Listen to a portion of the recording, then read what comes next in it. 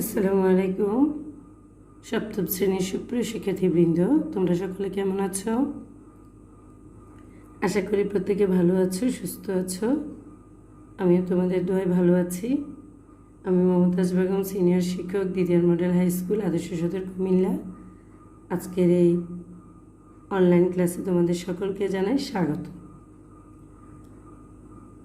সপ্তম শ্রেণীর সুপ্রিয় শিক্ষার্থীবৃন্দ,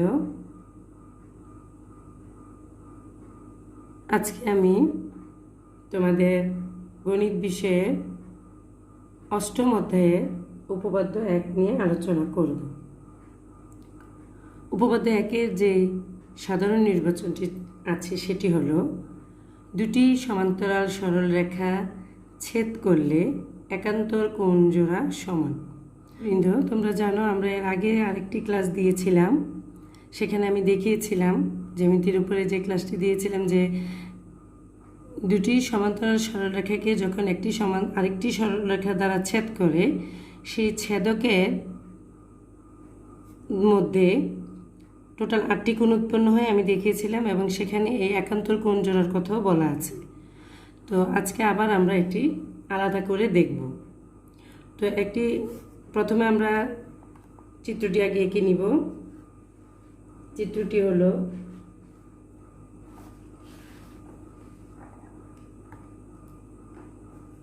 প্রথমে আমরা একটি সমান্তরাল সরলরেখা আঁকব। এটি এ বি একটি সরলরেখা, আর একটি সরলরেখা হলো সি ডি।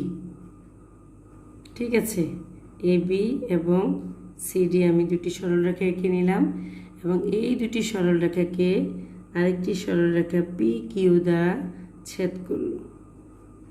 পি কিউ তাদের এই দুটি সরলরেখাকে ছেদ করলো। এখন যে জায়গাটিতে ছেদ করলো সেখানে যথাক্রমে এ বি সরলরেখাকে ই বিন্দুতে এবং সিডি সরলরেখাকে এফ বিন্দুতে ছেদ করল। ঠিক আছে, তাহলে এখন আমাদের প্রমাণ করতে হবে যে কোণ এ ই এফ, অর্থাৎ এই কোণটি সমান একান্তর কোণ ই এফ ডি 8, অর্থাৎ এই দুটি কোণ সমান, সেটা আমাদের প্রমাণ করতে হবে। ঠিক আছে, তাহলে দেখো আমরা যেটি লিখলাম সেটি হলো প্রশ্ন। পরীক্ষার সময় আমরা এটাকে সাধারণ নির্বাচন বলে থাকি। তারপর হলো চিত্র। বিশেষ নির্বাচনে আমরা লিখব যে প্রশ্নটি দেওয়া থাকে সেটিকেই লিখা আসলে। তাহলে বিশেষ নির্বাচনে আমরা লিখব যে মনে করি এ বি সমান্তরাল সি ডি। এটা কিন্তু সমান্তরাল চিহ্ন। সপ্তম শ্রেণীর শিক্ষার্থীবৃন্দদের আমি একটু বলে রাখি, তোমাদের জ্যামিতির অনেকগুলো চিহ্নের ব্যবহার আছে, সেগুলো তোমাদের বইয়ের 120 পৃষ্ঠার মধ্যে অনেকগুলো চিহ্ন আছে। তো কোন চিহ্নটাকে কি বলে অবশ্যই তোমরা আগে সেগুলো একটু দেখে নিবা। ঠিক আছে, তাহলে এই যে চিহ্নটা সেটা হলো সমান্তরাল চিহ্ন। তার মানে মনে করি এ বি সমান্তরাল সি ডি এবং পি কিউ ছেদক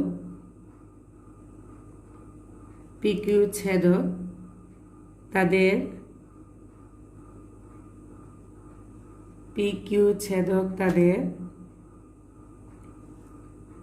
যথাক্রমে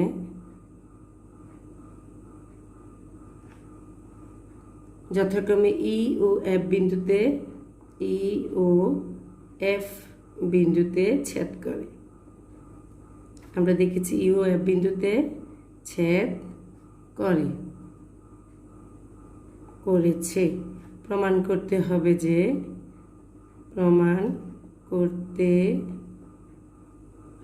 যে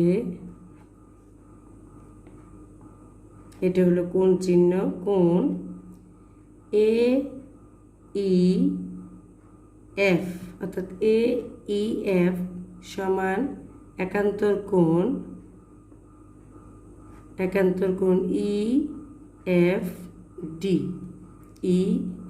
ডি। মানে এই কোণটি, এটা আমাদের প্রমাণ করতে হবে। এখন আমরা যাব প্রমাণে। আমরা যাব কিসে? প্রমাণে। তাহলে দেখো প্রমাণ, যেহেতু এবি এবং সিডি সরলরেখাকে ইএফ, এখানে আমরা নাম দেব পি কিউ, আমি এটা লিখে নিই।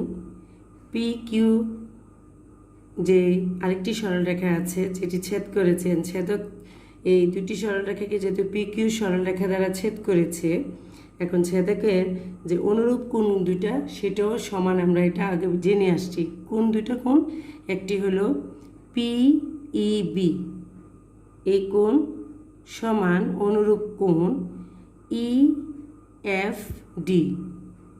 এই দুটি কোণ কি পরস্পর সমান এবং তারা অনুরূপ কোণ। তাহলে আমরা লিখব প্রমাণে কোণ পিইবি সমান অনুরূপ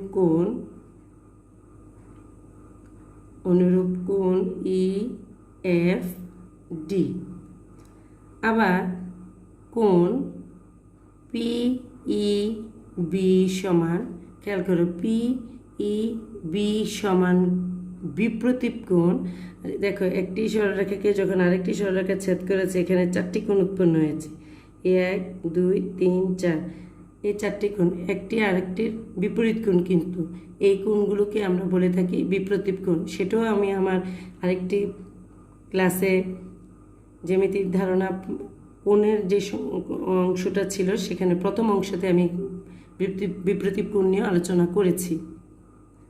তার মানে কোণ পিইবি সমান বিপ্রতীপ কোণ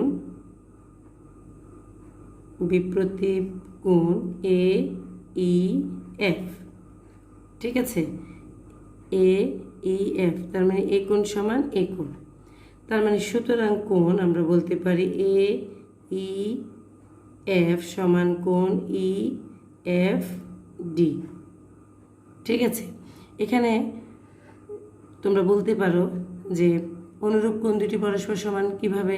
আমরা জানি যে দুটি সরলরেখাকে যখন একটি সরলরেখা দ্বারা ছেদ করে, ছেদকের অনুরূপ কোণগুলো পরস্পর কি হয়? সমান হয়। তারপর আবার এটাও বলতে পারো, যেমন এখানে আমরা বলেছি বিপ্রতীপ কোণ দুটি পরস্পর সমান, তার মানে সমান্তরাল রেখার সংজ্ঞা অনুসারে অনুরূপ কোণ কিন্তু সমান, বিপ্রতীপ কোণ দ্বয় পরস্পর সমান। সেই সাইড নোটগুলো তোমরা দিয়ে দিতে পারো। তার মানে সুতরাং আমরা বলতে পারি যে সুতরাং কোণ এ ই এফ সমান কোণ ইএফডি প্রমাণিত। অর্থাৎ এই কোণ সমান একান্তর কোণ ইএফডি। তাহলে হয়ে গেল আমাদের উপপাদ্য 1। সুপ্রিয় শিক্ষার্থী বন্ধুদের, আমি আবারও বলছি, আমাদের যে প্রশ্নটি আছে এই প্রশ্নটি আমরা ভালোভাবে পড়ব। কি বলেছে? জ্যামিতিটাকে তুমি যদি নিজের মতন করে লিখতে চাও তাহলে অনেক বুঝে, তাহলে জ্যামিতির চেয়ে সহজ আর কিছুই নেই। ঠিক আছে, তো আমি আমার শিক্ষার্থী বন্ধুদের আবারও অনেক অনেক ধন্যবাদ জানিয়ে আজকের মতন এখানে বিদায় নিয়ে নিব। তোমরা ভালো থাকো, সুস্থ থাকো, নিরাপদে থাকো। আল্লাহ হাফিজ।